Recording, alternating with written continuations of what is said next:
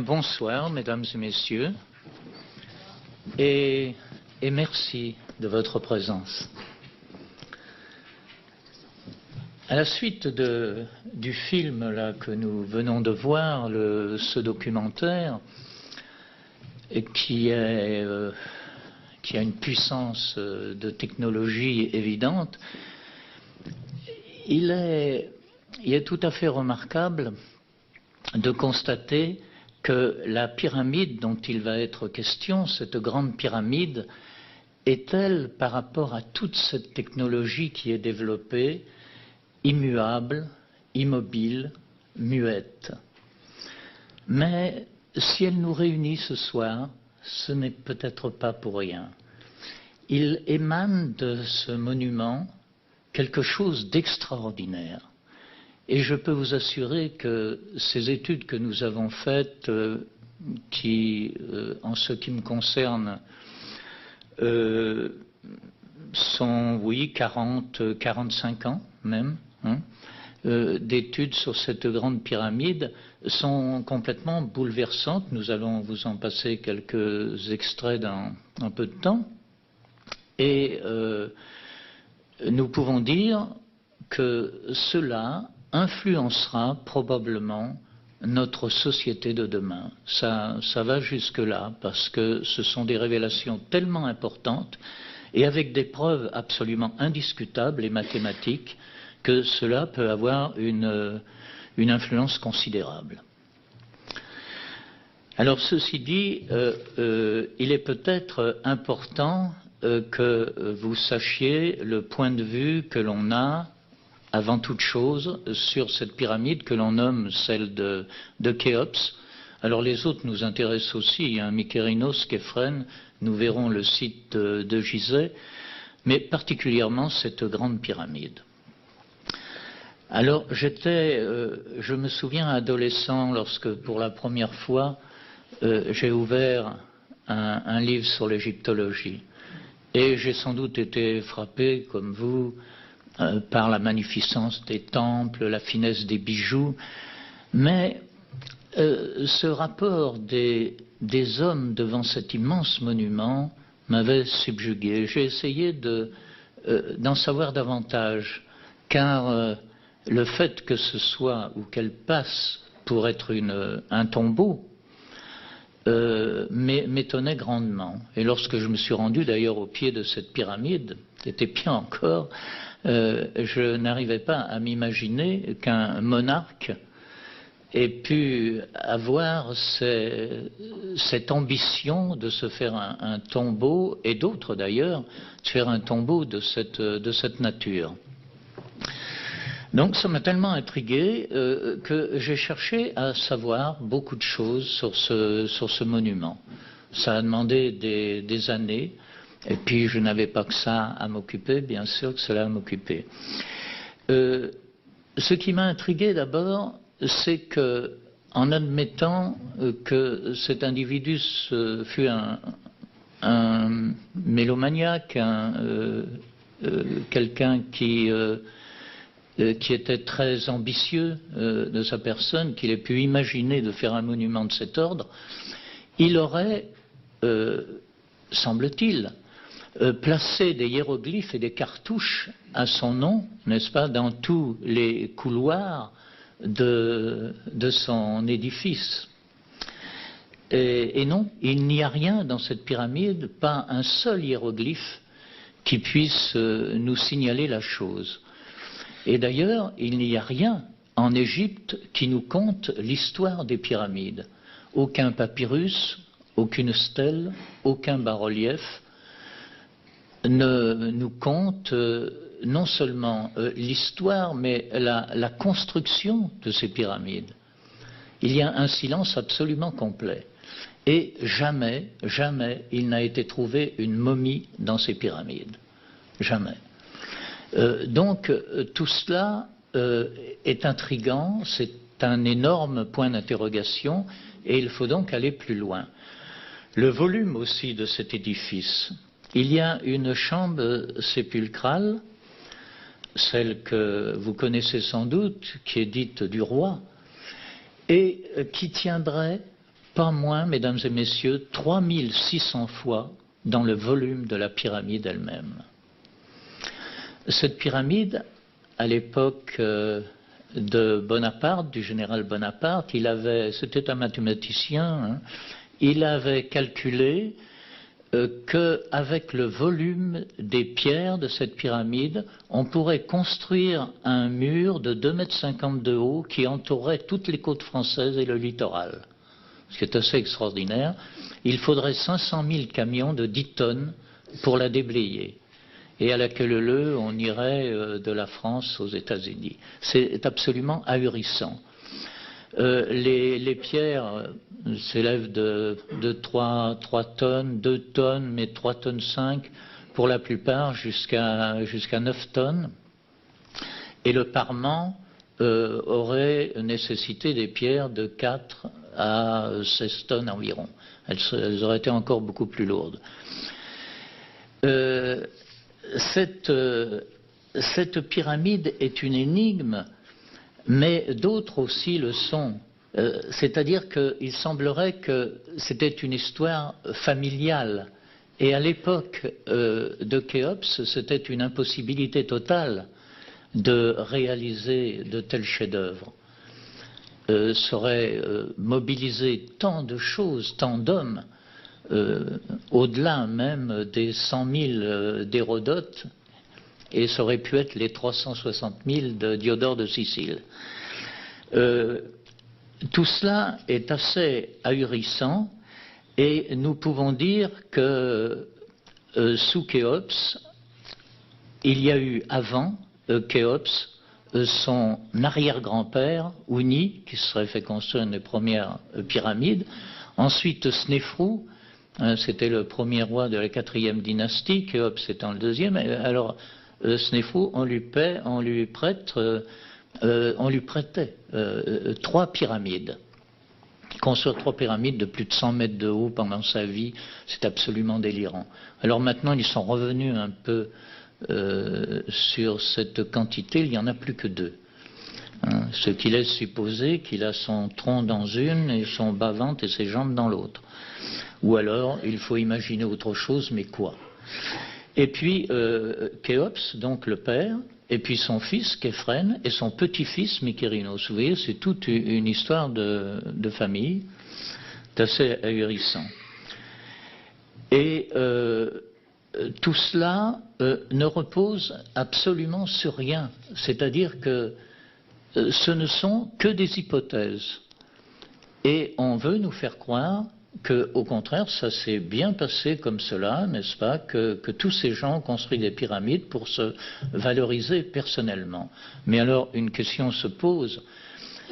Ce Khéops en question n'était pas un être exceptionnel en soi, tout au moins d'après ce que l'on peut en savoir, et toute comparaison faite avec un Thoutmôsis III, par exemple, hein, qui annexa des territoires de l'Euphrate à la Nubie. Et on pourrait étendre ça, bien sûr, aux Macédoniens, Alexandre le Grand, aux Perses, Cyrus, Xerxès, aux Romains, César, Octave.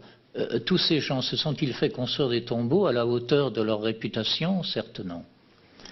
Donc là, c'est aussi une énigme. Nous pensons, après avoir effectué des recherches dans ce sens, très poussées, des vérifications à n'en plus finir, qu'il s'agit non pas d'une construction, mais d'une restauration.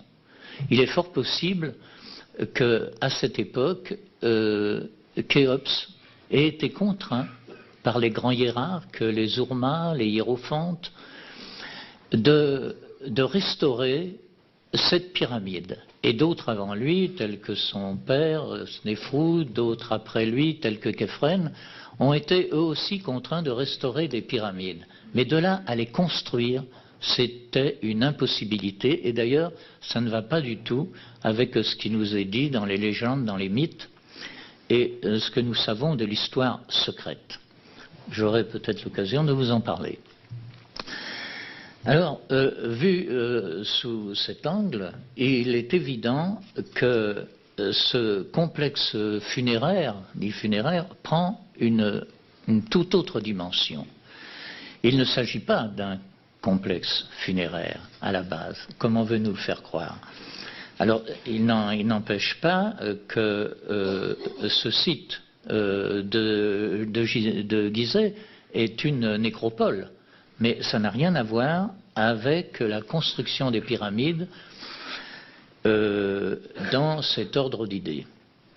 Donc, nous avons là une énigme qui veut que, à une certaine époque, que l'on peut nous assez bien déterminer, c'est-à-dire 10 435, avant notre ère, la constellation d'Orion était au plus bas de... Vous savez qu'elle a un cycle, elle suit un cycle, comme d'autres étoiles d'ailleurs, de près de 26 000 ans.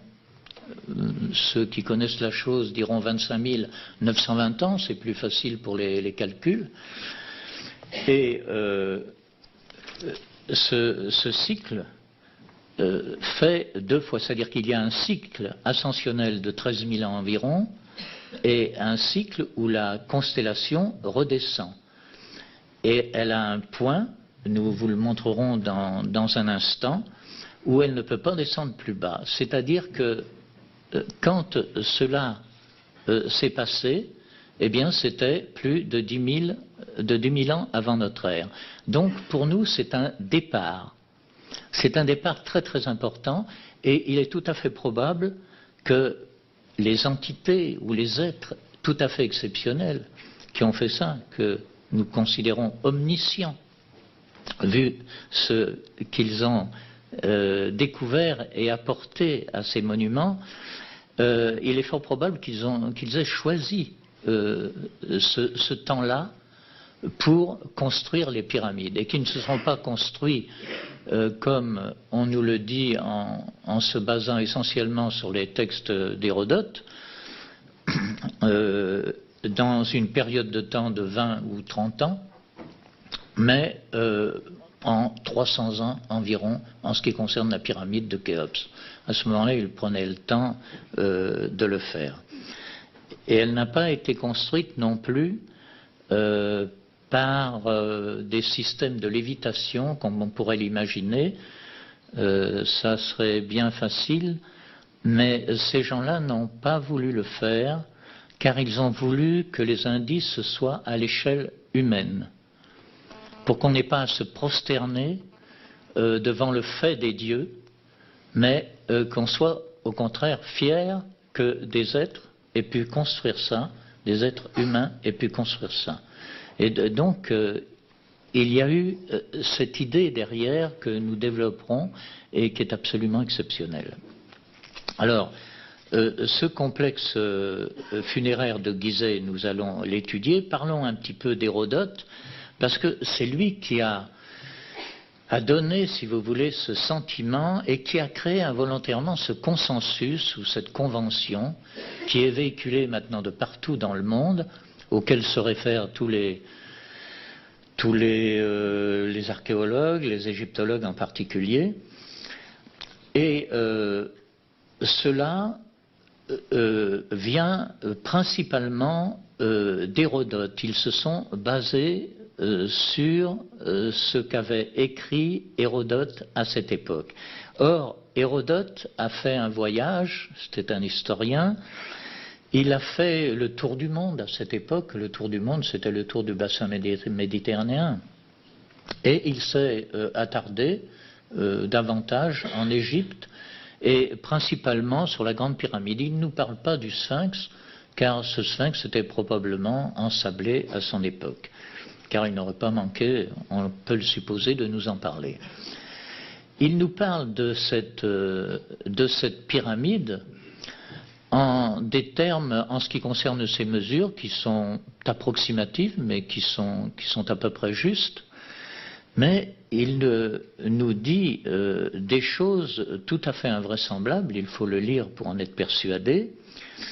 Et il nous dit avant tout s'être adressé à des prêtres. Il nous dit ce sont les prêtres d'Héphaïstos à Memphis qui m'ont appris cela. Ce qu'il ne nous dit pas, Hérodote, c'est à qui il a eu affaire dans la hiérarchie des prêtres.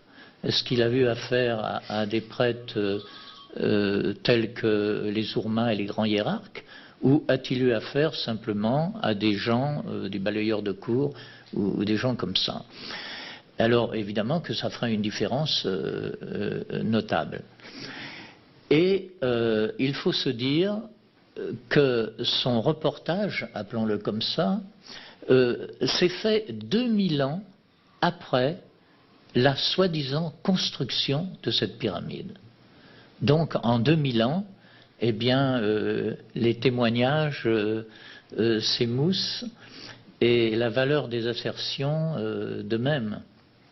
Donc, est-ce qu'on peut accorder un grand crédit à ce qu'il nous rapporte en tant que constructeur, le temps aussi de construction qui varie d'ailleurs entre les auteurs. Les auteurs se recopiant entre eux parce que Flavius Joseph, Pline l'Ancien, Diodore de Sicile, tout cela ont repris des textes d'Hérodote, quoi. Donc, malheureusement, au début de l'archéologie, au début de l'égyptologie plus précisément, il était très difficile, puisqu'on ne trouvait rien, n'est-ce pas, d'imaginer qui avait pu construire ces monuments. Donc, un consensus, une convention a été établie. Et il ne faut pas jeter la pierre à ces gens-là, car il est possible qu'à l'époque, ça devenait une obligation. Étant donné qu'il n'y avait rien, qu'on ne pouvait pas attribuer ces monuments à quiconque, et que l'on trouvait quand même beaucoup de références sur la 4e dynastie, et notamment sur Khéops. On avait retrouvé notamment un portrait et une petite statuette de 7,5 cm de haut, et à son effigie, à Gizeh. Tout ça, et puis aussi des ostracas sur lesquels était marqué son cartouche. Donc tout ça pouvait laisser supposer que Khéops était à l'origine, mais c'était un grand point d'interrogation. À part ça, il n'y avait absolument pas d'affirmation. Et on a véhiculé, on a construit cette histoire dans le but d'éviter que peut-être les affabulateurs, n'est-ce pas, imaginent des situations pour ces pyramides toutes plus invraisemblables les unes que les autres. Et sans doute que ça a été très bien pour ça pendant quelques années. Et ces gens-là devaient penser raisonnablement, honnêtement, probablement, qu'avec le temps et les découvertes qui seraient faites, eh bien, que l'on allait modifier graduellement les choses et les faire évoluer dans un sens ou dans un autre. Malheureusement, ce n'est pas ce qui s'est passé. Ces conventions se sont installées comme des vérités souveraines, indéracinables. Et elles le sont beaucoup plus qu'une vérité péremptoire qui viendrait à se faire jour comme celle que nous pouvons distribuer aujourd'hui. Ça, c'est complètement suffocant. Nous avons, en ce qui concerne les coffres, par exemple, il y a aussi une énigme sur ce plan-là, parce que, évidemment, on pourrait développer la chose, je ne veux pas le faire, mais nous avons deux exemples, c'est-à-dire un sarcophage qui se trouve dans la chambre du roi, et qui est ce qu'il est, mais visiblement, il a pu abriter un être humain, et sans doute pour de toute autre raison, n'est-ce pas, qu'un sépulcre, c'était pour des grandes initiations, alors que, en ce qui concerne Toutankhamon, nous trouvons plusieurs sarcophages, et tout est sûrement que Khéops avait la même échelle de valeur que l'on peut prêter à ce pharaon. Donc, visiblement, ce coffre qui se trouve à l'intérieur et qui n'a pu être amené qu'au cours de la construction d'ailleurs, servait à toute autre chose, à une initiation à un très haut niveau. D'ailleurs, ça, nous sommes presque à même de le prouver par des étoiles qui irradient à cet endroit précis. Et puis, non seulement ça, mais à des dimensions aussi qui vont d'une apothème à l'autre de la pyramide et qui nous donnent la Lune et la Terre. C'est-à-dire qu'il passait au centre de ce coffre une énergie absolument fantastique. Et quelqu'un qui était préconditionné déjà à passer ce genre de test devait se sublimer en quelque sorte et atteindre une transcendance. Mais nous savons peu de choses évidemment sur ces rites anciens. Alors, ce qu'il faut se dire, c'est que cette pyramide, dans sa restauration, comme j'en faisais allusion il y a un instant, aurait nécessité, et a nécessité, selon toute probabilité, 115 000 blocs d'albâtre. C'est-à-dire que si Khéops a entrepris cette restauration, eh bien qu'il ait passé 20 ans à la faire, à la réaliser, ce n'est pas du tout étonnant, alors qu'il n'y avait pas de grue, il n'y avait pas d'hélicoptères, nous n'avions pas des géoradars, des lasers qui pourraient aider à cette construction, et placer des blocs de cette importance et les arranger au dixième de millimètre près, ça nous en avons la certitude, puisque dans le monde arabe, c'est-à-dire que dans les époques du XIIe siècle, XIIIe siècle, XIVe siècle, il y a beaucoup d'Arabes, d'auteurs arabes qui venaient du Liban, de Syrie, qui nous parlent de cette pyramide. Et tous nous disent, jusqu'en l'an 1301, où il y a eu ce fameux séisme au Caire, et où ces pierres étaient très tentantes pour restaurer, n'est-ce pas, les palais qui s'étaient écroulés et également la grande mosquée. Ils ont emprunté, disons, plus de 11 hectares à ce site. 11 hectares de pierres ont construit. D'ailleurs, la mosquée du Caire est entièrement faite avec les pierres de la pyramide.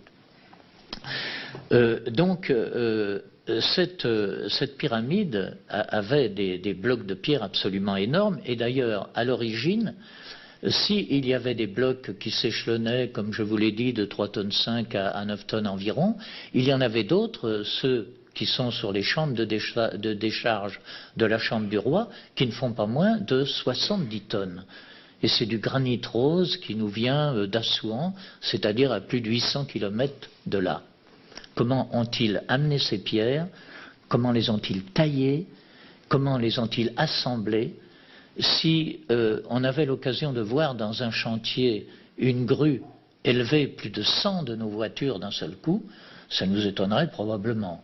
Eh bien, c'est ce qui a été fait, mais sans grue, sans roue, et ça a été élevé à plus de 50 mètres de hauteur. Et c'est tout à fait ahurissant. Donc, ces travaux absolument gigantesques de parement, pour revenir à ce parement, ont pu demeurer, enfin, avoir nécessité pendant 20 ans. Ce n'est pas du tout étonnant de le penser. Donc, il y a une confusion entre les dires d'Hérodote, c'est-à-dire ce n'était pas une construction, mais une restauration. Et bien sûr, 2000 ans après, c'est comme si nous allions interroger des Palestiniens, par exemple, sur la vie de Jésus-Christ. Hein. C'est à peu près pareil, c'est ahurissant, quoi. Et de frapper à leur porte pour leur demander ce qu'ils pensaient de la chose. Voilà, alors nous en sommes là. Donc, il ne faut pas que l'on perde de vue cela. Et c'est indispensable de mettre les choses au point en ce qui concerne ces pyramides, Khéops, parce que, si vous voulez, ce n'est pas du tout crédible. C'est ce que je voulais tenter de vous expliquer. pour que l'on puisse mieux comprendre nos travaux qui sont axés sur toute autre chose. Là, il s'agit d'êtres omniscients, comme je vous l'ai dit il y a un instant, qui ont placé dans ces monuments un message tout à fait extraordinaire. Et ce message, ils l'ont placé de telle manière qu'il est inapparent, il est informel, il est oui, on pourrait dire entièrement déductif, finalement.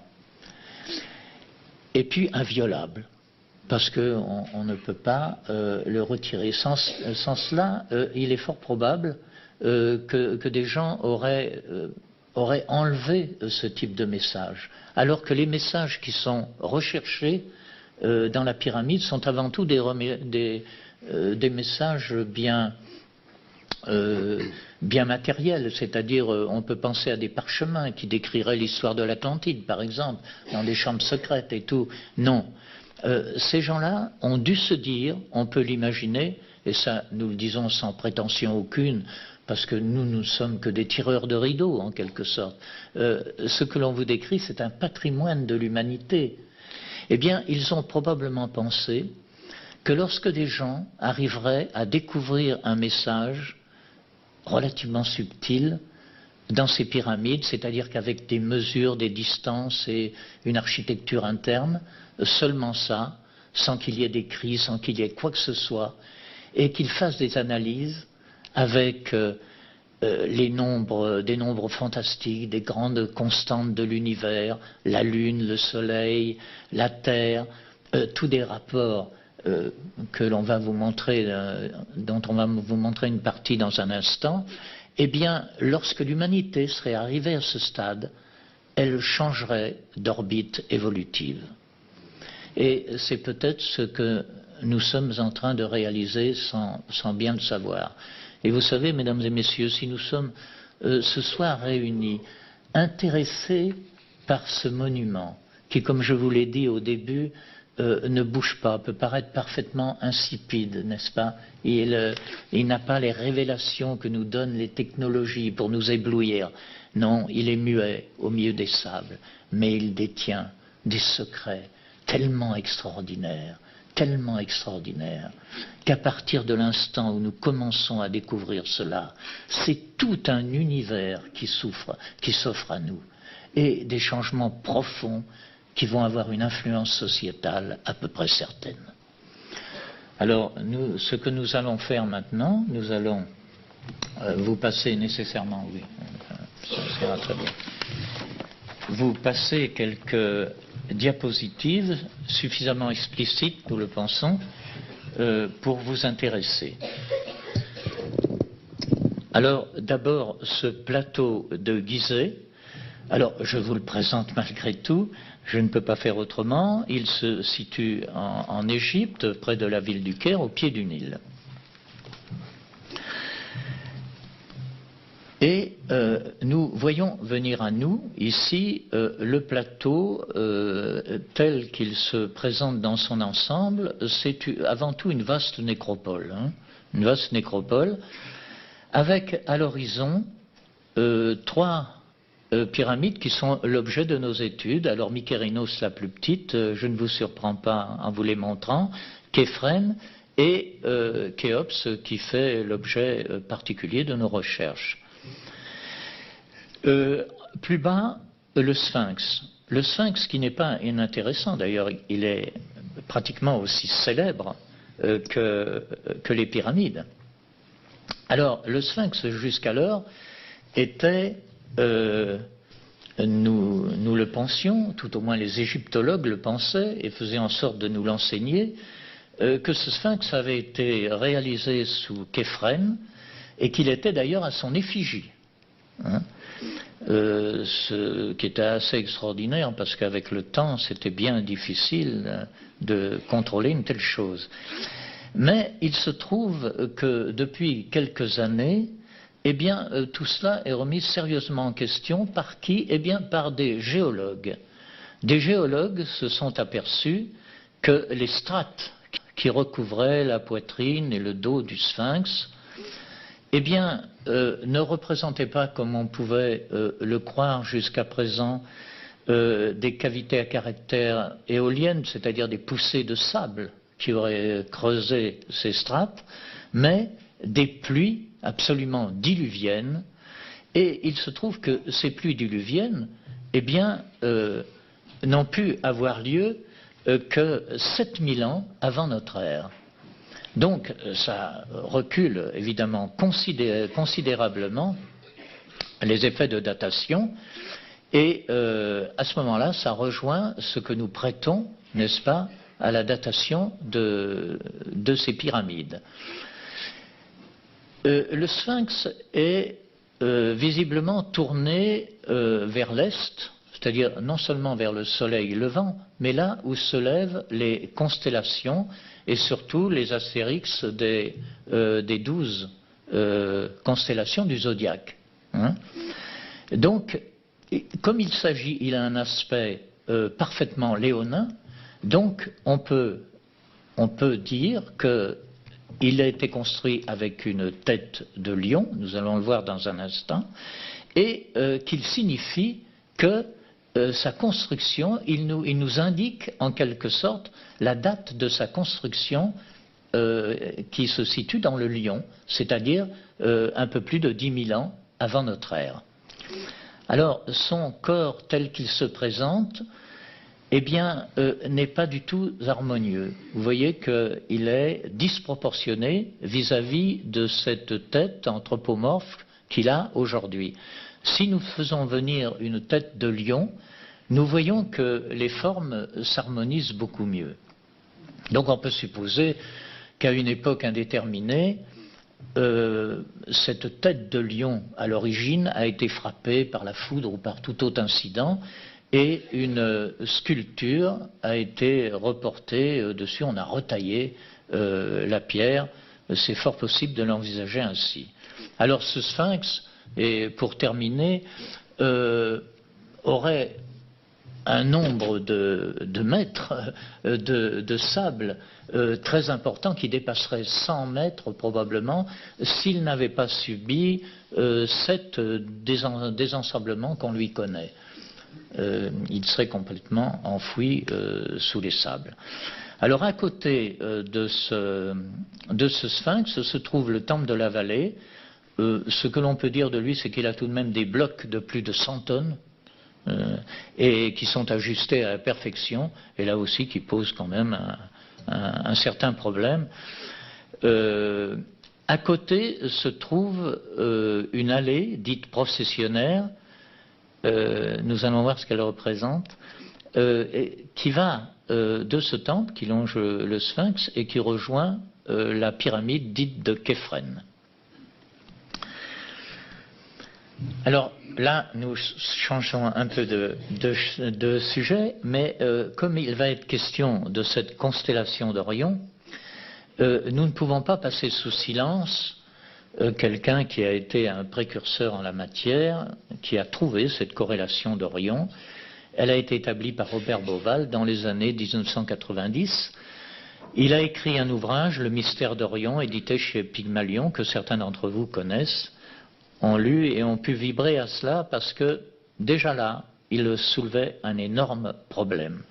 Donc il a rallié immédiatement les suffrages de certains scientifiques, peut-être plus éclairés que d'autres ou plus courageux, qui n'ont pas hésité à rallier son avis, à trouver la chose plausible, alors que d'autres, au contraire, se soulevaient en polémiques intenses qui n'ont pas cessé jusqu'à ce jour. Mais ce que l'on peut dire, c'est qu'à partir de cet instant, Robert Bauval, que nous connaissons d'ailleurs personnellement, qui vit à Londres, a créé un tel mouvement, un tel état de pensée parmi les égyptologues, qu'il n'y a pas aujourd'hui une parution de par le monde qui peut se faire en français ou à l'étranger, où il n'est pas mentionné que ces étoiles dites du baudrier d'Orion, c'est-à-dire les étoiles centrales de la constellation d'Orion, déportées, ne se substituent pas aux pyramides. Alors, la première, il est évident que l'on peut caler la première étoile, qui est Alnitak, n'est-ce pas, celle-ci. Nous pouvons la caler sur la pyramide de Khéops, donc elle tombe fatalement au milieu. En ce qui concerne l'autre étoile, qui est Al-Nilam, l'étoile la plus éloignée en années-lumière, nous le verrons dans un instant, se cale sur Képhren, mais pas vraiment. Elle trouve un décalage par rapport à son milieu de 3 ou 4 mètres. Et puis, enfin, un décalage beaucoup plus important en ce qui concerne Mykérinos, un décalage dont le milieu tombe sur le flanc de cette pyramide. Alors tout cela nous a évidemment intrigués, et nous avons pu trouver avec le temps que l'un et l'autre possédaient justifiaient, si vous voulez, leur position, aussi bien les pyramides que les étoiles. Et ça, c'est absolument merveilleux. Mais alors, ça nous a demandé des années d'études pour parvenir à ce résultat. Alors, voilà ce que nous pouvions dire sur Beauval, lui rendre au moins cet hommage. Alors maintenant, si nous nous intéressons au site lui-même, nous pouvons tracer à partir du Sphinx, voyez-vous, en longeant le côté de la pyramide de Képhren, nous avons un lever d'horizon qui se trouve ici, c'est-à-dire le soleil levant se trouve ici et le coucher du soleil se trouve ici. Et ce qui est extraordinaire, c'est que les derniers rayons du soleil couchant inondent le côté de Képhren et du Sphinx. Et pourquoi? Eh bien, sans doute pour ce qui va suivre, c'est-à-dire que si nous faisons venir un rectangle d'or à partir de Képhren, il se juxtapose dans la verticale du sommet de Mykérinos. C'est pas inintéressant parce que nous allons voir que le nombre d'or joue un rôle prépondérant dans la disposition sur le site de ces pyramides. Alors il faut se dire que si nous écoutons les égyptologues, surtout les experts en la matière du site de Gizeh, ils nous disent que ces pyramides ont été placées là au hasard du relief ou de la topographie.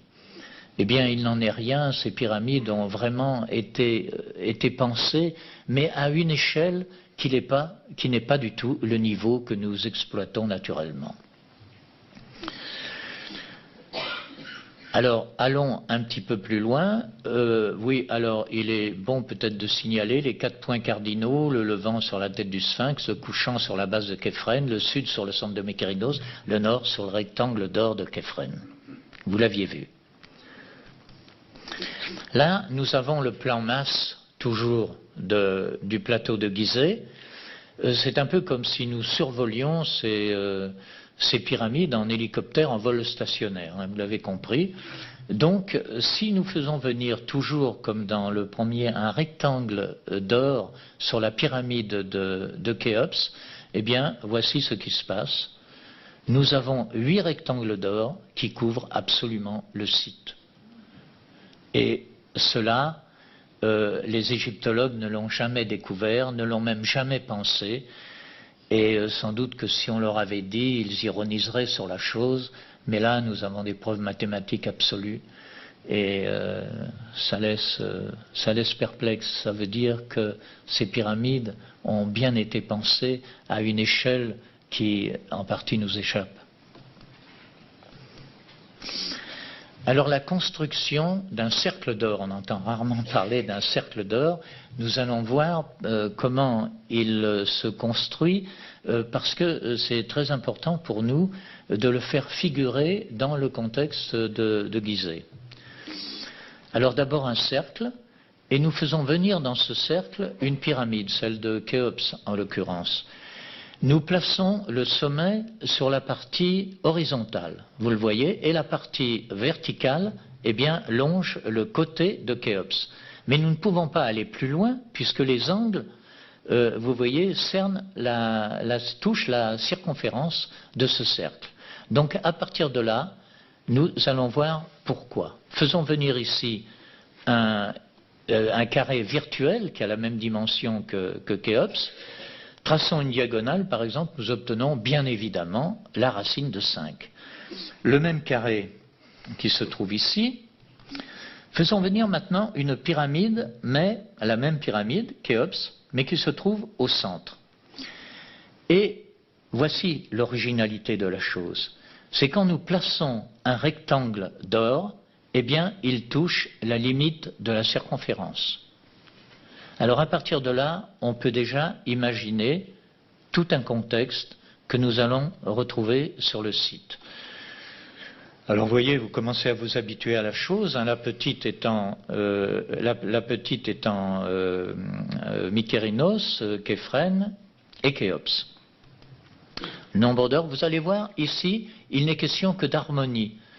Mais vous allez voir comme c'est beau, et on est loin, bien loin évidemment, d'avoir placé ces pyramides comme cela, quoi, sans qu'il y ait une étude fondamentale de fait, et simplement pour le coup d'œil, pour le panorama vu de la ville du Caire. C'est bien autre chose. Voici, nous faisons venir donc un nombre d'or ici, nous l'avons vu. Là, nous allons faire venir une autre pyramide fictive, l'emplacement exact du sphinx, hein, nous avons matérialisé tout ça pour que ce soit beaucoup plus explicite et harmonieux. Et puis si nous faisons venir un carré, nous englobons le tout.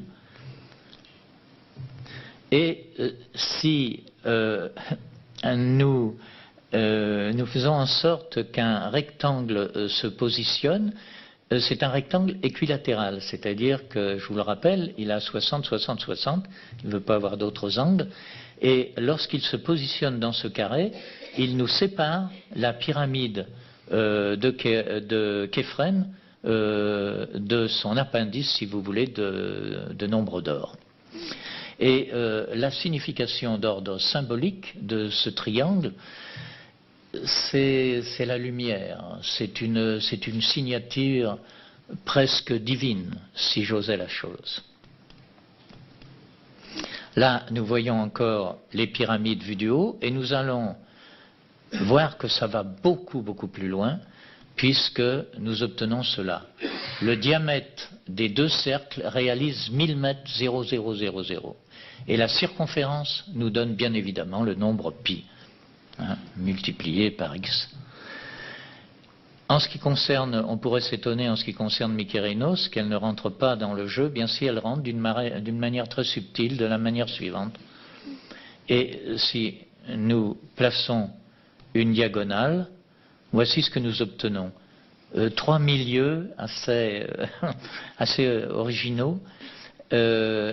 Le centre ici, le centre de Képhrène, et puis vous voyez le centre ici. Voilà, ça pourrait passer pour des banalités. C'est une haute pensée, car ce qu'il faut concevoir, c'est que le hasard peut rentrer dans une formule, comme cela, bien que ça soit douteux. Il se peut aussi que ça soit une formule pensée. 1, 2, 3, 10, 100. Ça ne peut plus être le hasard. À ce moment-là, c'est une pensée profonde qui nous dépasse réellement, où il faut aller chercher autre chose, c'est-à-dire non pas une science à titre expérimental comme celle que nous exploitons couramment, mais une science d'ordre spatial. Ça ne peut pas être autrement. Et à ce moment-là, on est obligé d'utiliser des grandes constantes, des constantes de l'univers. Alors nous verrons dans un instant ce que sont ces constantes. Alors, vous voyez, là nous allons voir autre chose, de quelque chose aussi d'absolument merveilleux dont on ne peut absolument pas se douter. Si nous faisons venir un premier cercle comme ça, vous voyez qu'il englobe et l'angle de Khéops et le milieu de Képhrène. Nous allons partir d'un angle de Képhrène et à ce moment-là nous englobons le milieu de Mykérinos et le milieu de Khéops. C'est assez extraordinaire. Mais ce qui est plus extraordinaire encore, c'est que la demi-circonférence du petit cercle est égale au diamètre du grand.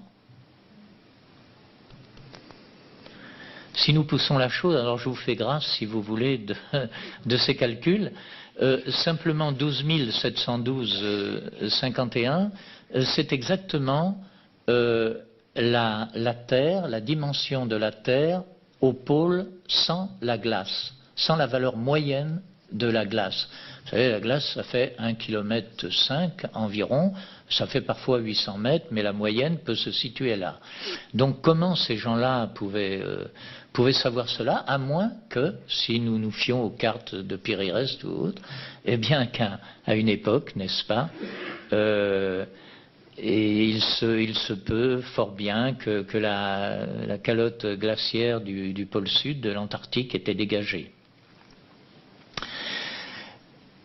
Alors nous utilisons ce que nous donnent les satellites aujourd'hui, c'est-à-dire avec 1 km de 200 de plus, en ce qui concerne les pôles.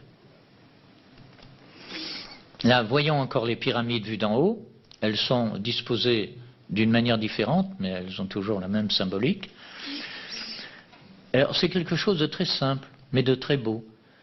Nous prenons les deux angles extrêmes, nous faisons un cercle, et voilà qu'apparaît un triangle équilatéral, et puis de l'autre côté, un carré losangé, comme ça, qui nous donne la diagonale de Khéops.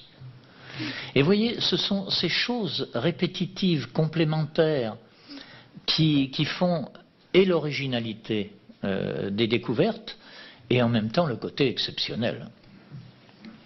Et là, nous allons voir autre chose, bon c'est un petit peu mythique, car pour les Égyptiens, il était toujours question d'une double face des choses.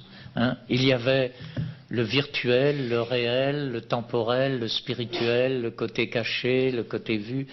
Et si nous tenons compte de cela, voilà, alors vous avez compris, un côté virtuel, n'est-ce pas, à gauche. Si nous faisons venir une pyramide, elle est à l'échelle exacte de la pyramide de Khéops. Parce qu'autrement, ça serait facile, évidemment, de faire des pyramides avec des angles différents. Là, non, pas du tout. Nous sommes tributaires d'angles vraiment rigoureux.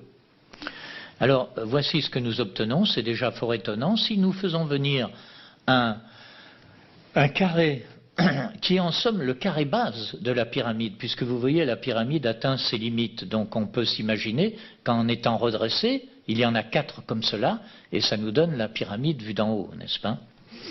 Eh bien, si nous plaçons, en plus de cela, une architecture intérieure, nous voyons que la chambre souterraine, par exemple, se limite à cette ligne horizontale.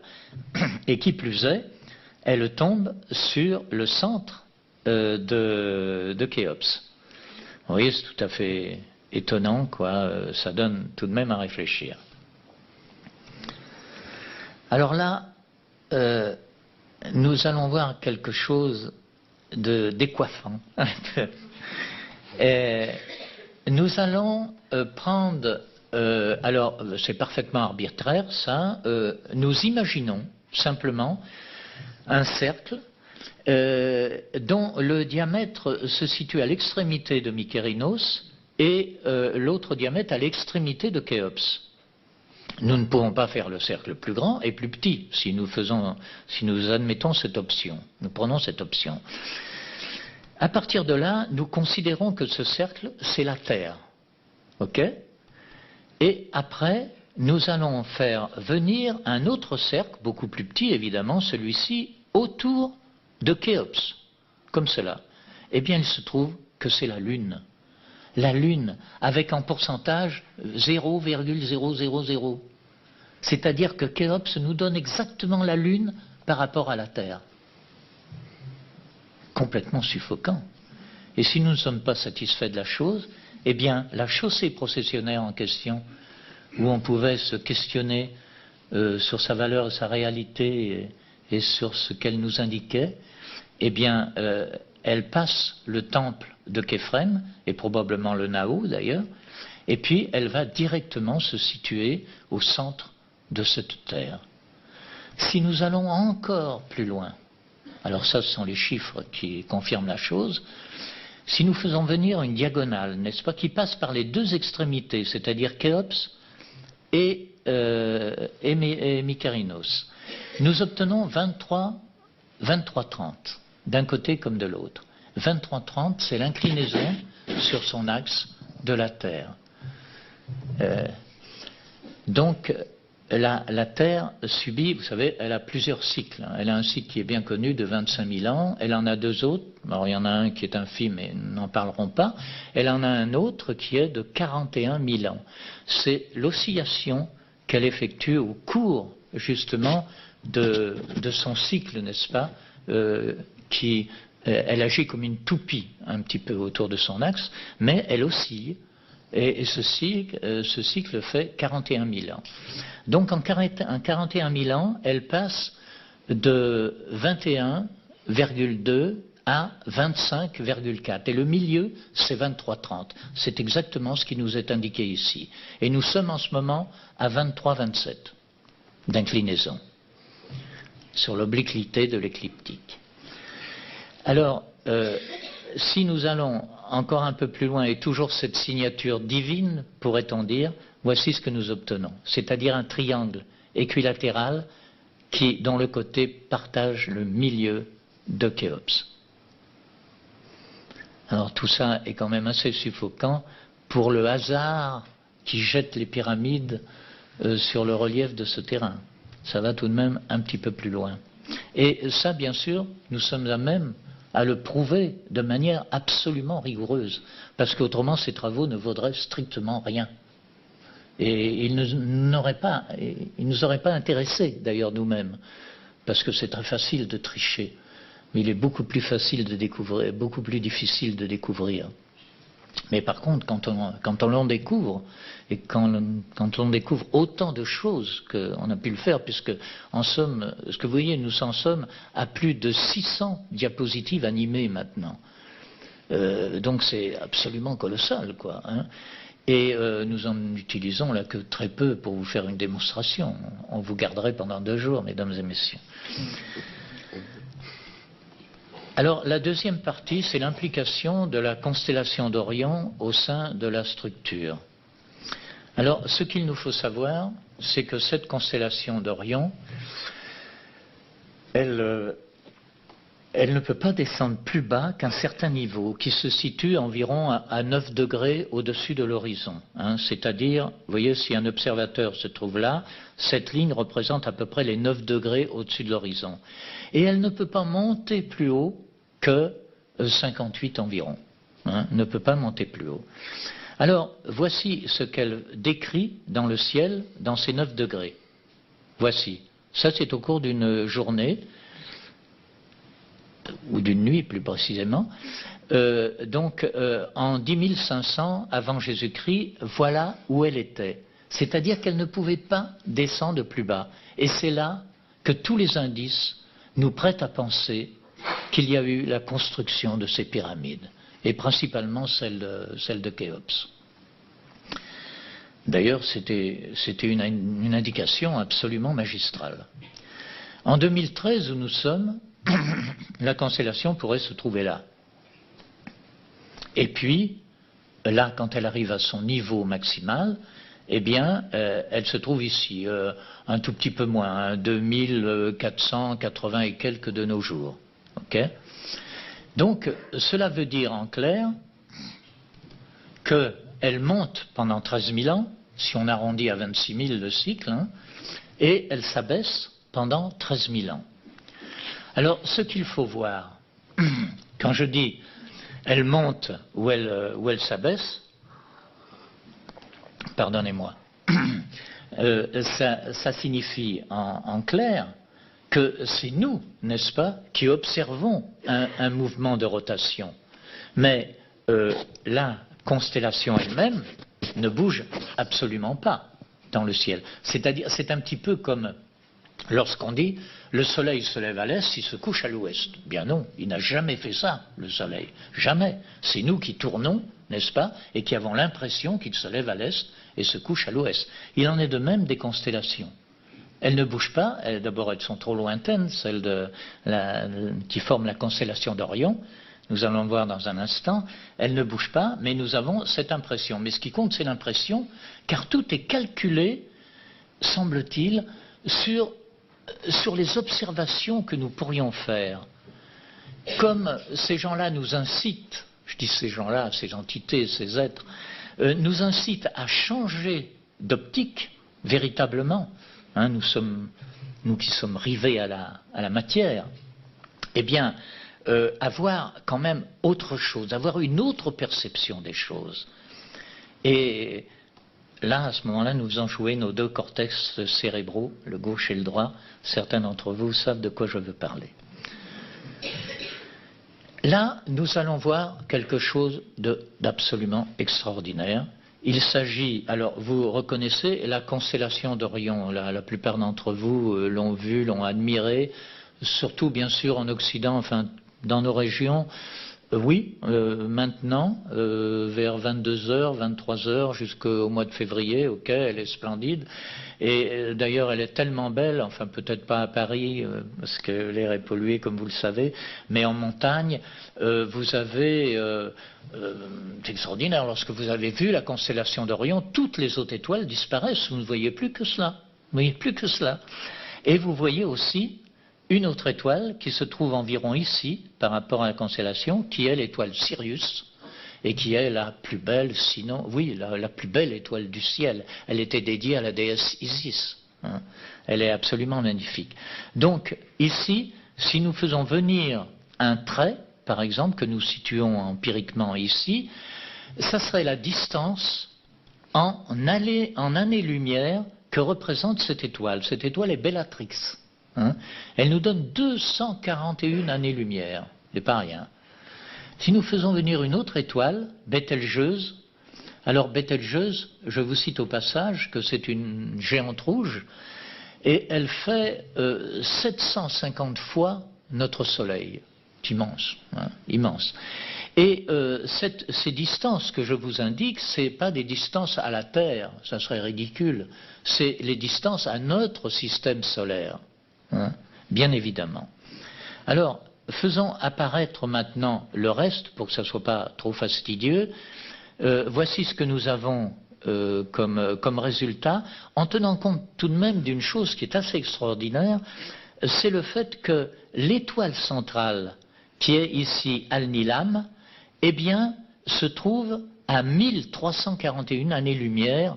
C'est l'étoile la plus éloignée, et elle se trouve au centre de ce baudrier. Vous savez, ce baudrier qu'on appelle aussi les trois mages, la ceinture d'Orion.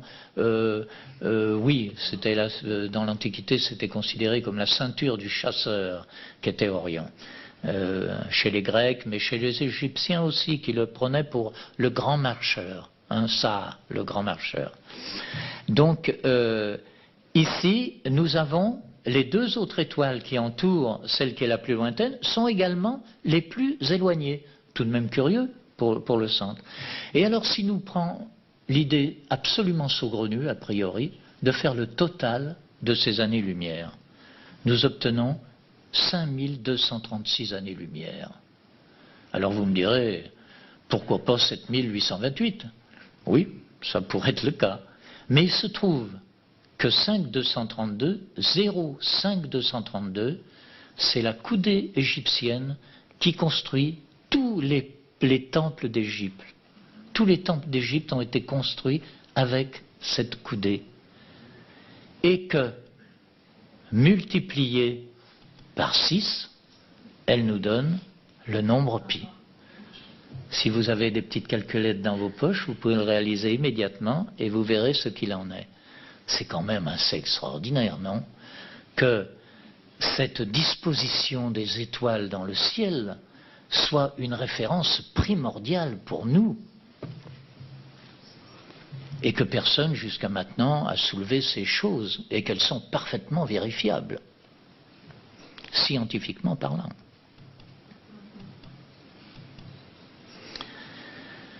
Alors tournons-nous vers ce ciel et revoyons un peu cette constellation pour savoir comment nous avons imaginé, pour que ça soit plus logique pour nous, que l'on puisse effectuer un travail efficace, nous avons imaginé que cette étoile Bellatrix et cette étoile ici qui s'appelle Rigel, eh bien, entre ces deux étoiles, nous avons imaginé le côté de la pyramide de Khéops.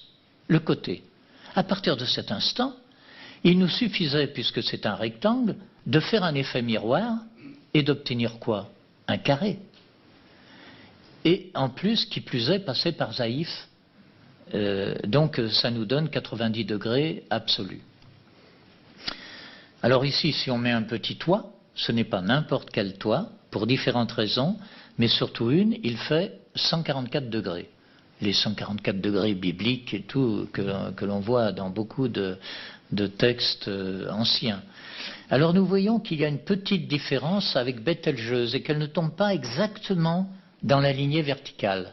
C'est 100 fois plus formidable que si elle tombait vraiment dans la lignée verticale.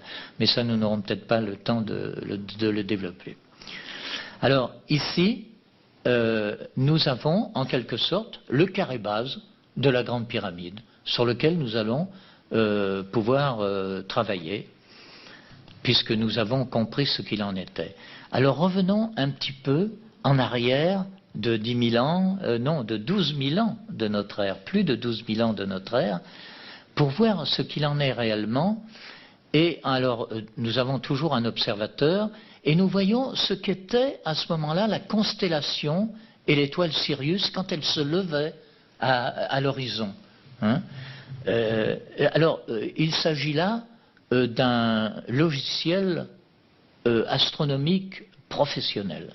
Hein. Donc il n'y a pas de doute possible. Alors je ne sais pas si vous voyez distinctement à l'écran les étoiles qui se trouvent là. Il y en a 3, n'est-ce pas, qui sont le baudrier. Et puis les étoiles qui se trouvent là, Bételgeuse étant ici.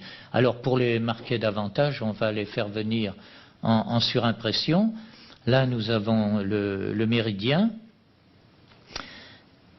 Et cette étoile Sirius, qui, comme je vous l'ai dit, est la plus belle étoile du ciel, et en même temps c'est une voisine, parce qu'elle se trouve à 8,6 années-lumière de nous. Vraiment une voisine, on n'a plus qu'à taper à la porte. Et là, nous faisons venir le fameux carré que l'on a vu il y a un instant. Voici comme il se positionne. Et en même temps, ça nous reporte à des légendes beaucoup plus lointaines, au Béthyle des dieux. Hein, le Béthyle des dieux, c'était peut-être pas autre chose que ça finalement. Et ce monument est vu ici en plan et en coupe. Alors il se pose sur l'horizon tel un témoignage. Alors pardonnez-moi de vous faire parvenir cette vue, mais elle est très explicite. Pour les Égyptiens, la perspective était la suivante. Vue d'en haut, quand il s'agissait, alors en plan, bien évidemment, pour voir piscine, conduits, canaux d'irrigation, etc. Et évidemment, on les voyait d'une manière très visible, on voyait tous les contours où ils allaient exactement sur le plan, alors que l'on ne pouvait les déceler au niveau du sol, ça allait de soi. Mais pour la végétation, par exemple, autour, eh bien c'était très difficile de savoir quelles étaient les essences entre un palmier double, un caroubier ou un séquoia ou je ne sais quoi d'autre. Donc à ce moment-là, on voyait les essences de profil, c'est-à-dire en coupe. Donc pour eux, la lecture était très facile, ils étaient habitués à cela, c'était une sorte de perspective. Donc c'est ce que nous utilisons un peu ici. Ici, la coupe, c'est-à-dire nous voyons la pyramide telle qu'elle est. Si nous étions touristes, eh bien on se situerait où se trouve la flèche pour la regarder, ok. Et si nous la survolions en hélicoptère, eh bien à ce moment-là, il faudrait considérer le carré, n'est-ce pas? Voilà. C'est une explication qui vaut ce qu'elle vaut, mais elle est très pragmatique, parce que nous avons aussi, dans les légendes, sur les fresques, on trouve ça sur les bas-reliefs aussi, des fois on s'interroge sur la signification de tout cela. Bon, nous avons ici Osiris, il a une croix ici, dont jamais aucune explication n'a été fournie, tout de moins que je sache. Ici, il a ses 3 septes, on voit l'éca, on voit l'oise, et puis le flagellum ici, avec 3 petites boules ici à la sortie. Ces boules, c'est étrange quand même. Est-ce qu'on pourrait pas situer les étoiles ici, et puis les 3 petites boules ici, qui représenteraient par exemple la croix, une croix comme ça qui rejoindrait ces étoiles que l'on considère cadres, et puis les autres ici, le baudrier, les 3 étoiles qui nous sont devenues familières. Alors vous voyez, ça prend une toute autre signification, ce genre de schéma. On peut voir. Alors, c'est précisément ce que nous allons voir ici. Si on rejoint les étoiles telles qu'elles figurent ici, c'est-à-dire les étoiles cadres, eh bien nous obtenons une croix, la fameuse croix de Saint-André classique que nous connaissons tous. Mais ce que nous connaissons moins, c'est ceci. Les angles de la pyramide nous donnent, les angles de la croix, de cette fameuse croix d'Orion, nous donnent 51, 51, 14. Alors vérifiés mathématiquement par des mathématiciens et autres. Nous obtenons pour le reste, puisque nous avons 360 degrés du cercle, nous obtenons pour le reste 2 fois 51, 14, et puis 2 fois 76, 17. Alors nous allons voir tout ce que cela représente. Faisons venir en 3D, par exemple, le module de la pyramide, qui se présente comme cela. Nous allons voir que les parties or, par exemple, se situent au niveau des apothèmes, en bas, et qu'ils font véritablement 51, 51, 51, 4 fois 51. Ok ? Et que les 76, eh bien, ce sont les 2 du haut. Ce sont les 2 qui forment le sommet de la pyramide. Il n'y en a besoin que de 2, puisque ça fait cela, n'est-ce pas? Et notre pyramide est construite avec Orion, avec une précision absolument folle. C'est-à-dire qu'elle peut faire 10 cm et être sur notre étagère, ou 500 mètres de haut, et être je ne sais où. Son volume va bien sûr grandir considérablement, mais ses formes seront assujetties au nombre trouvé dans la constellation d'Orion.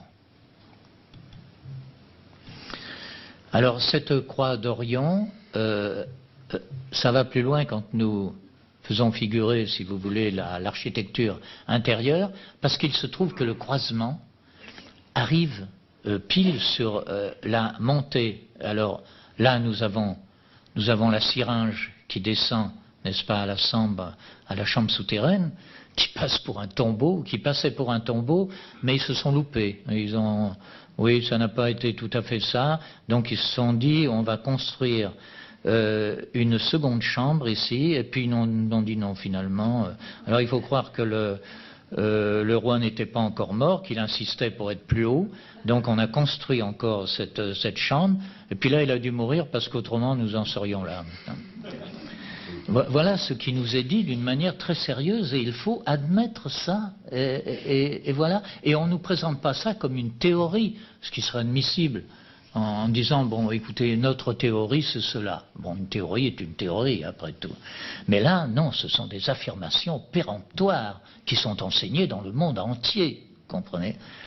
Alors, quand nous voyons cette croix qui se situe juste à la montée, vous savez, qui rejoint la grande galerie et la chambre du roi, on peut tout de même s'étonner. Et si nous faisons, alors, si nous suivons la ligne des apothèmes et nous poursuivons jusqu'à l'étoile Sirius, qui se trouve en bas, ben c'est formidable. Vous savez, ça va plus loin. Hein. C'est l'histoire de Blanche-Neige et des 7 nains. Hein. Blanche-Neige, cette étoile absolument merveilleuse du ciel, Blanche-Neige, et les 7 nains. Vous savez, tout ça a des ramifications absolument incroyables. Nous ne sommes pas à même d'en saisir le sens véritable. Voilà, là, nous allons voir une chose complémentaire. Alors, on situe encore le croisement d'Orion par rapport au baudrier. Et nous faisons venir un pentagramme. Nous voyons qu'il touche les apothèmes ici, et que ici, il se limite à une horizontale qui passe précisément par ce point. Le cercle que vous voyez ici est un cercle dit de quadrature, hein, c'est-à-dire qu'il a la même surface que le carré base. Alors, si nous poursuivons ces lignes, nous obtenons un point ici. Bon, il se trouve que si nous faisons descendre, par exemple, un triangle équilatéral qui réunit, qui trouve sa pointe exactement ici. Si nous faisons monter un autre, eh bien, vous voyez, il rejoint les angles du pentagone, ici. Et si nous traçons un cercle ici, ce cercle, ce n'est pas rien. Il est exactement à l'échelle du Soleil. Car si nous tenons compte que la pyramide fait 147 mètres de haut, ce cercle, alors son diamètre bien évidemment, va se situer en fonction, et ça fait 1 392 000, hein, le Soleil, donc ça va faire 139, vous voyez. Eh bien, nous faisons venir à l'intérieur un triangle équilatéral circonscrit, eh bien, il se trouve que sa pointe arrive ici, et sa base nous donne la base de cette pyramide que nous considérons céleste, pour des tas de raisons que nous n'aurons peut-être pas le temps d'expliquer. Faisons venir ça dans le détail, une architecture maintenant, telle que celle que nous avons vue précédemment, mais avec des projections, peut-être prises par Humboldt, mais j'en suis pas sûr, des projections, en tous les cas, de la constellation d'Orion. Alors nous voyons la précision que l'on attache à la chose. Vous voyez, ce sont des vues, ça, qui sont des relevés de logiciels astronomiques, donc, et professionnels qui plus est, hein, donc on ne peut pas tellement les mettre en doute. Alors nous voyons que ces étoiles se positionnent exactement sur les angles que nous avions prévus, les angles à 90 degrés, ainsi que Zaïf d'ailleurs. Et puis les trois étoiles centrales se positionnent de cette façon. Ce que vous voyez ici, c'est une nébuleuse, ce n'est pas une étoile. La fameuse nébuleuse d'Orion, où quand on est astronome amateur, on regarde ça avec admiration parce qu'il y a des couleurs absolument fantastiques, mais ce ne sont pas des étoiles, ce sont des étoiles en formation, nous dit-on. Si nous ferons un cercle autour de ce baudrier et que nous faisions apparaître un triangle, toujours équilatéral, hein, puisque ce triangle de lumière, c'est fabuleux, eh bien, nous entourons le milieu des deux étoiles extrêmes. Et le centre se trouve au centre même du triangle. Alors, faisons apparaître une ligne horizontale qui est vraiment celle de la pyramide, c'est-à-dire que nous arrivons là vraiment à l'extrémité de la pyramide et nous considérons ce petit développement comme la ceinture. Nous allons voir pourquoi. Et nous allons voir aussi pourquoi nous élevons légèrement la pyramide. Si nous faisons venir des droites, n'est-ce pas, qui épousent la forme du triangle, nous apercevons que ça, c'est l'entrée pyramide, que cela nous donne exactement le milieu du triangle qui est un peu déporté par rapport à l'étoile Zaïf, parce que l'étoile Zaïf ne fait pas tout à fait 30 degrés, mais pour des raisons qui s'expliquent autrement et sont merveilleuses, mais par contre cette ligne fait absolument 30 degrés. Elle nous donne l'angle du triangle équilatéral, puisque 2 fois 30, 60. Là, ça rejoint l'apothème. Et puis, donc, ce sont les points névralgiques de tout ça. C'est tout de même admirable, ça nous fait voir que les positions centrales de ce baudrier ne sont pas faites comme ça, quoi, au hasard, comme on serait tenté de le croire. Alors, troisième partie, les éléments structurels et chimiques. Nous allons voir que c'est très intéressant aussi. si vous avez une petite calculette sur vous, mais peut-être ne l'avez-vous pas, ça serait intéressant de voir la chose suivante. Si nous prenons le chiffre 4, okay, rien de plus simple, nous obtenons, alors si nous considérons évidemment qu'il s'agit là d'une circonférence, nous obtenons 1, 27, 32, 395, 44. Il se trouve que cela, mesdames et messieurs, c'est une grande constante de l'univers. Voilà. Et que ces gens-là utilisaient les grandes constantes universelles, et non pas une science comme la nôtre, ce qui nous différencie considérablement. Eh bien, ça, on peut dire que c'est la clé qui ouvre la pyramide. Alors pourquoi d'abord? Alors pour des subtilités, n'allons pas non plus rentrer dans les détails, mais au moins une, c'est que lorsque nous avons la hauteur, par exemple, de la pyramide et que nous voulons trouver la base, eh bien, il suffit pour ça de diviser par ce nombre, ici, pour trouver la base. Et inversement, quand nous avons la base, on peut trouver effectivement la hauteur.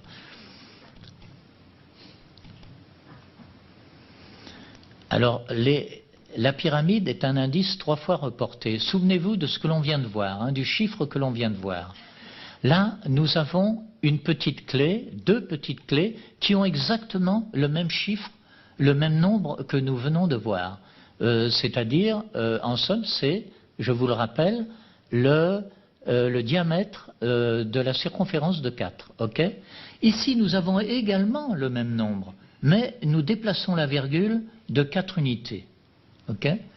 Et maintenant, nous allons faire le total de tout cela, 12 734,94. C'est exactement la valeur moyenne de notre globe sur lequel nous nous tenons, au mètre près, avec le chiffre 4. Hauteur sur le roc de la Grande Pyramide. Les Égyptiens étaient censés ignorer le mètre. Ils ne connaissaient pas. Or, ceci prouve que ce n'est pas vrai. Si nous considérons que la pyramide fait 140 mètres, 13, 17, etc., comme nous avons pu la mesurer, alors maintenant, il y a 25 ans, 30 ans même presque, j'avais trouvé ceci à la décimale près, c'est-à-dire pratiquement au centimètre près, mais tous les livres que je pouvais ouvrir là-dessus, eh bien, indiquaient tout autre chose, quoi. C'était à 10 ou 15 centimètres près parfois. Et maintenant, il se trouve que ça y est, on n'est plus à une différence que de 2 millimètres, je crois. Hein, ils ont considérablement affiné, avec des moyens satellitaires probablement, ils ont affiné leurs données. Donc je suis persuadé même que ces 2 centimètres, ils les rectifieront dans le temps et qu'ils seront assurément dans notre nombre, parce que nous, c'est une valeur à caractère ésotérique. Bien que le terme soit galvaudé, là, il a toute sa signification. Alors, séparons donc 1 mètre de cette pyramide. Bon, ben fatalement, nous obtenons ceci, 146 mètres. Et puis, il nous prend encore l'idée, tout à fait saugrenue, comme d'autres d'ailleurs, de diviser la circonférence moyenne de la Terre par exactement cela. Hein, donc, et nous obtenons cela, multiplié par 100, 365, 25, 637. C'est quoi ça? Eh bien, c'est exactement l'année sidérale dans toute sa composition, avec toutes ses décimales. Les scientifiques s'arrêtent généralement là.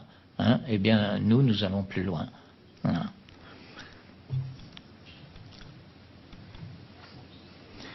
Là, c'est peut-être un tout petit peu plus compliqué, mais c'est tellement merveilleux que je ne peux pas...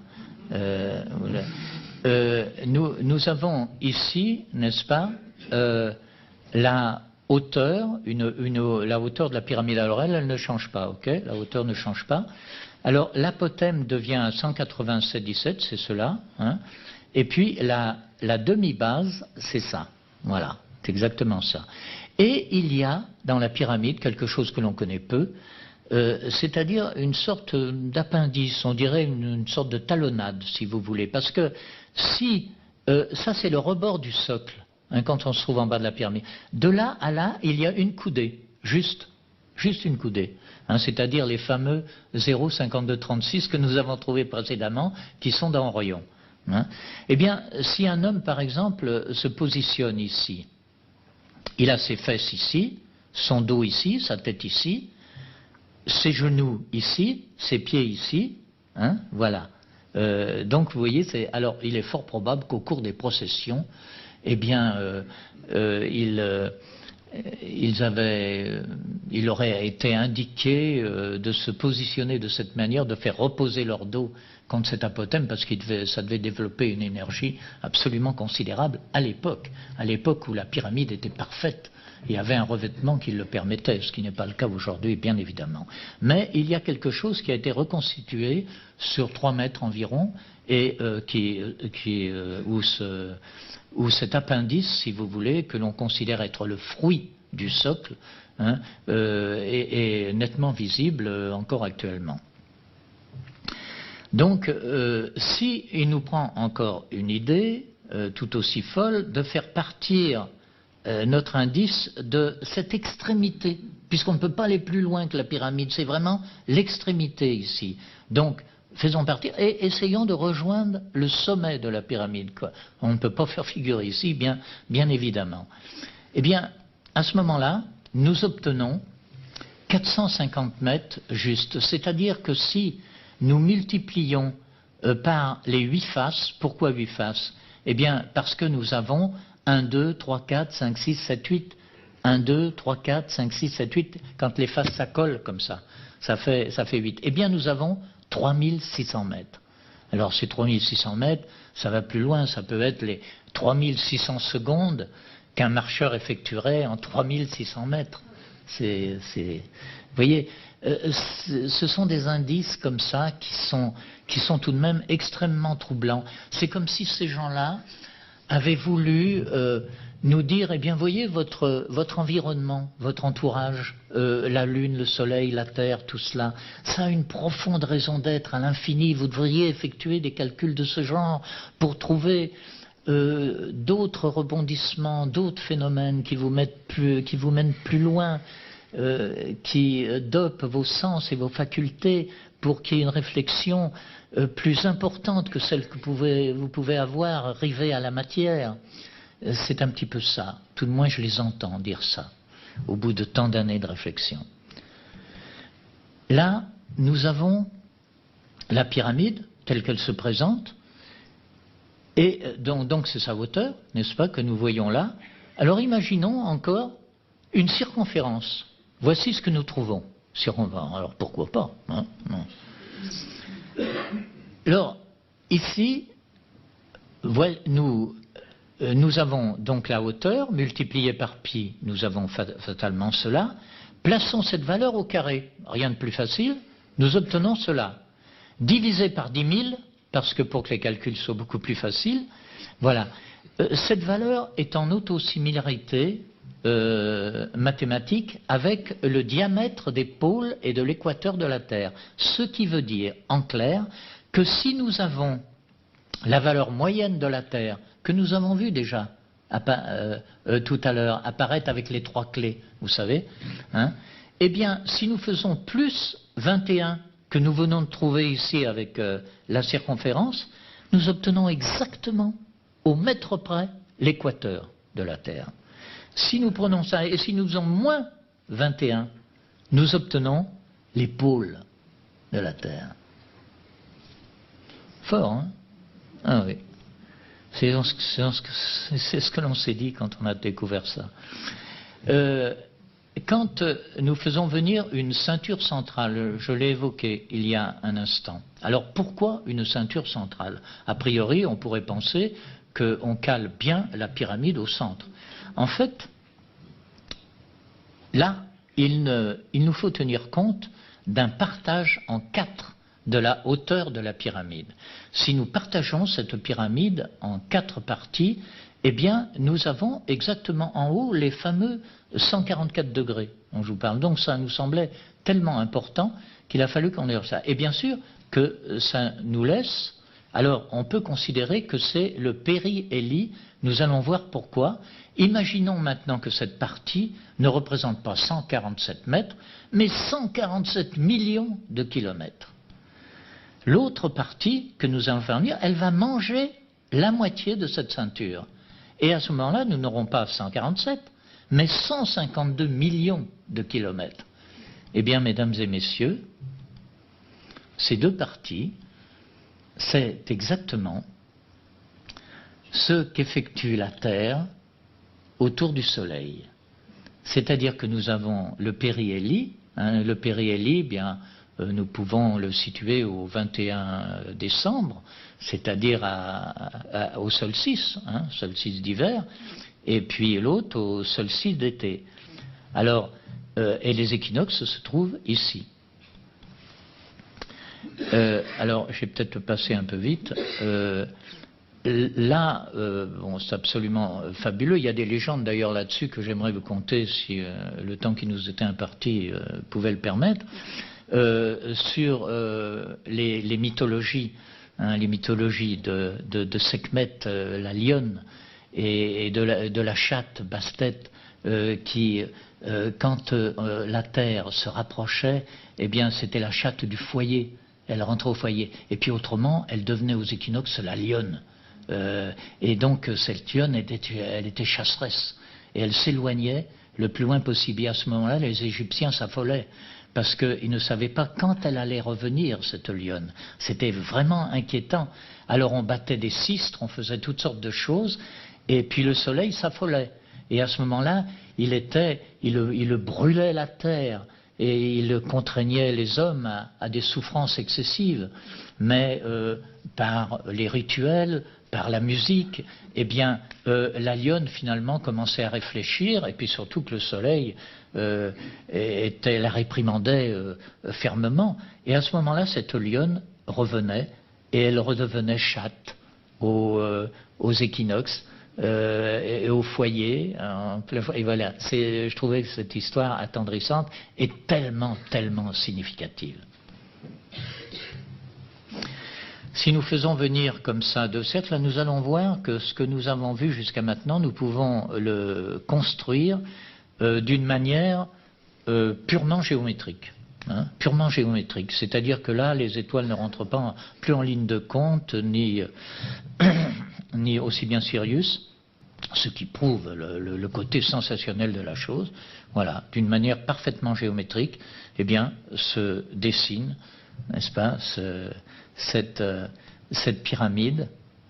Alors bien sûr, faisons venir Sirius qui a véritablement cette place. Alors Sirius a un temps propre par rapport aux étoiles lointaines que sont celles de la constellation d'Orion. Alors un temps propre, qu'est-ce que ça veut dire? Bien, ça veut dire qu'elle est si proche de nous que nous pouvons la voir dans son évolution au cours des années. Et bien sûr, faire les calculs appropriés. Alors ce qu'elle nous donne sur le plan de la réalité pyramidale, absolument suffocant. Mais alors là, ça nous demanderait pas mal de temps. Alors, faisons venir le Soleil, que nous avons vu tout à l'heure. Alors, il nous donne cette ligne horizontale. Un autre rectangle qui est à l'échelle, un autre triangle, pardon, qui est à l'échelle de la base pyramide que nous voyons là. Et puis, et qu'est-ce que cela fait? Eh bien, ça nous rappelle quelque chose. C'est le Graal. Et oui, avec le pied en solaire. Ça, cette partie du calice absolument extraordinaire, parce que de ce point-là, voyez-vous, de ce point-là à ce point-là, il y a 200 mètres 0,0000. Et puis cette patène qui, avec ses 144 degrés qui sont aussi bibliques, qui recouvre le calice. Pour être certain, mesdames et messieurs, que l'origine du Graal vient de la pyramide. Ça ne fait pas l'ombre d'un doute, alors qu'il était repris sous des formes différentes, et notamment par les orfèvres qui en ont fait des pièces d'orfèvrerie tout à fait remarquables, que ce soit le cas des cathares qu'il est caché dans des grottes lointaines autour de Montségur. Oui, bien sûr, ça n'enlève rien à la chose d'ailleurs. Mais l'origine nous vient d'Égypte et de ces gens fabuleux qui nous ont indiqué la chose. Alors le Soleil, la Terre et la Lune. Nous allons voir que ce n'est pas rien non plus. Traçons un carré ayant une diagonale de 1. Très facile, Faisons venir un cercle de quadrature, comme nous avons vu tout à l'heure. Alors nous obtenons ça. Là, la circonférence multipliée par 360 nous donne ce nombre. Multiplié par 100 millions, n'hésitons pas, et vu au kilomètre, ça nous donne cela. C'est exactement le rayon du Soleil, avec 1 à la base. Et tout ça est dans la pyramide. Ce résultat équivaut à 362 rayons du Soleil regroupés dans une circonférence de quadrature d'un carré de diagonale 1. Ça aussi, ça nous scotche un peu quand même.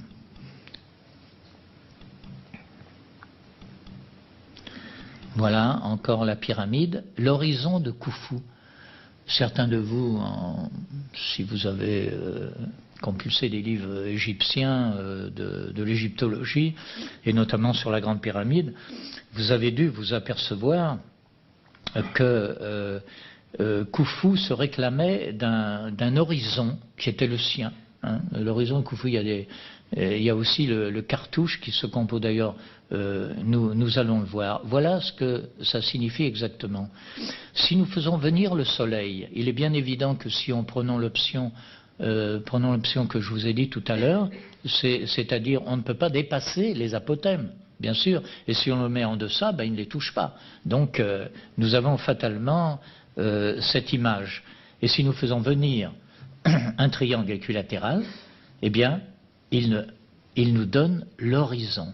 Et voici ce que nous trouvons dans les hiéroglyphes égyptiens.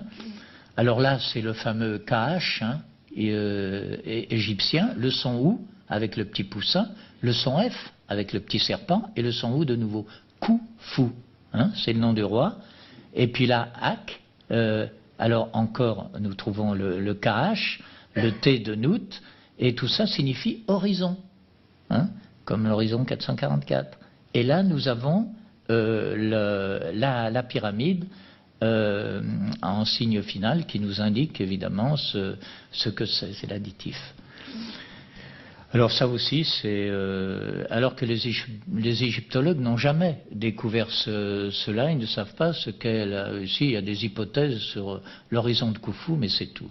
Si nous faisons arriver là la Terre et la Lune, que nous ayons l'idée de tracer un cercle autour, eh bien, nous avons fatalement un diamètre. Il se trouve que ce diamètre est tout à fait extraordinaire aussi, car si nous reprenons la clé que nous avons vue tout à l'heure, cette fameuse clé que je vous dis être une grande constante de l'univers, c'est-à-dire 1, 2, 7, 32, 395, 44. Eh bien, si nous avons l'idée de faire carré là-dessus, voici le chiffre que nous obtenons. Et ce chiffre que nous obtenons, quand il est multiplié par 10 000, eh bien, c'est exactement au mètre près le diamètre de la Lune et de la Terre réunis. Ça aussi, vous pouvez d'ailleurs le faire sur votre petite machine, si vous en avez une, vous serez suffoqué comme on a pu l'être. Alors vous voyez, c'est ce que je vous disais, voici, carré, et voici ce que l'on obtient. Alors, je vous rappelle que la Lune fait 3476,44. Alors, on prend des valeurs moyennes à la Lune. C'est ce que les scientifiques font. Parce qu'autrement, il y a quelque chose comme des 8 km de profondeur dans certains gouffres. C'est absolu. Donc, ce n'est pas possible, quoi. Puis d'ailleurs, les altitudes varient. Donc, il a été établi que des sommets et des gouffres, on a pris le plus grand gouffre, le plus grand sommet, on a établi une valeur moyenne, qui est celle-ci. Et la Terre, la valeur moyenne, sensiblement au 45e parallèle, nous donne ceci. Donc, les deux réunis, ça nous donne ceci, avec la valeur de 4, en partant de 4. Diamètre, et voilà, et on arrive à cela, et on a la Terre et la Lune. Bon, formidable, c'est pas... Voilà, alors faisons monter la pyramide ici. Alors considérons que ça c'est la Terre. Faisons venir ce fameux cercle qui englobe la Terre et la Lune. Voilà, nous obtenons des choses aussi belles que celle-ci. parce que dans le diamètre du fameux cercle qui englobe la Lune et la Terre, voilà, ça tombe sur la chambre de la reine. Le triangle que nous faisons venir ici tombe sur la chambre du roi. Et on peut même aller un tout petit peu plus loin. Si nous faisons venir un même triangle même qu'ici, eh bien, il nous donne la chambre souterraine.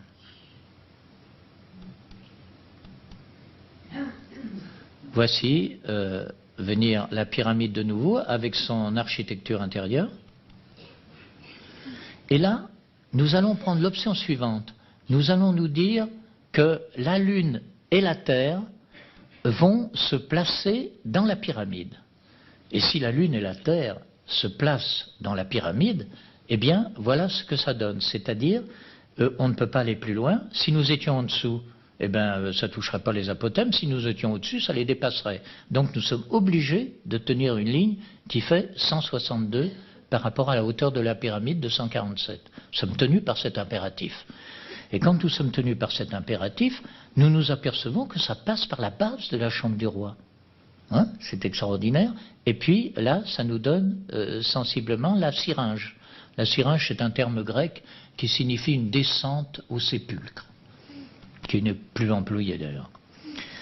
Donc là, voici ce que nous obtenons. Si nous faisons un cercle qui englobe le tout, qui englobe la Terre et qui englobe le sommet de la pyramide, il est bien évident que ça va nous donner un diamètre de ce cercle, qui n'est pas le même que le cercle de la Lune et de la Terre. Eh bien, ça nous donne la différence, la hauteur de la chambre du roi.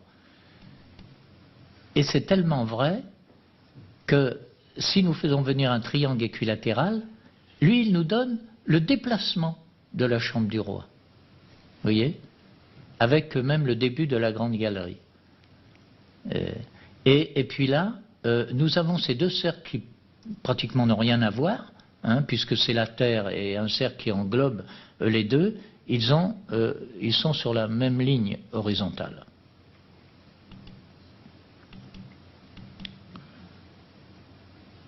Voilà, un carré, encore, le fameux carré Terre. Faisons arriver alors des modules qui représentent la Lune, maintenant.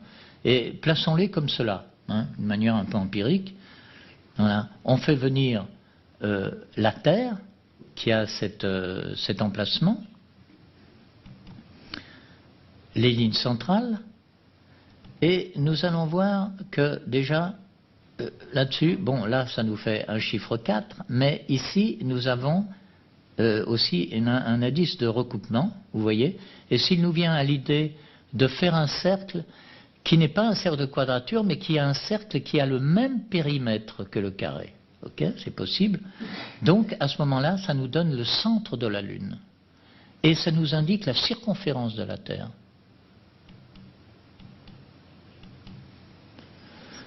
Alors, la Terre, la Lune, la Grande Pyramide et l'énigme de l'histoire. Faisons arriver cette grande pyramide, la Terre, pardon, et la Lune qui vient se placer rigoureusement en son centre. Alors, nous traçons un carré autour, donc qui est le carré base. Hein. Nous mettons donc la Terre circonscrite dans ce carré base et faisons arriver la hauteur de la pyramide. Eh bien, il se trouve qu'elle nous donne la circonférence de la Lune. Indique la circonférence de la Lune au centre de la Terre. Alors maintenant, nous allons prendre le même module, mais nous faisons arriver des pentagones. Le pentagone, sur le plan de la symbolique, représente l'être humain. Et si nous faisons arriver un pentagone tête en haut et un autre tête en bas, il représente l'être humain dans tout son accomplissement, c'est-à-dire homme et femme. Hein. Alors nous allons voir que ceci a une grande importance. Voici les deux pentagones qui se dessinent. Si nous faisons arriver des traits qui cernent la Lune, il l'épouse à la perfection. Alors faisons arriver une pyramide, la pyramide telle qu'elle se présente, et l'architecture intérieure, vous voyez que c'est tout de même joli à voir, parce que le toit même de la Lune correspond à ces lignes. Eh bien, voici, mesdames et messieurs, nous avons achevé cette présentation. Pas tout à fait, malgré tout, parce que des questions peuvent se poser. Est-ce que, voilà, Rémi va peut-être nous poser ces questions. Merci.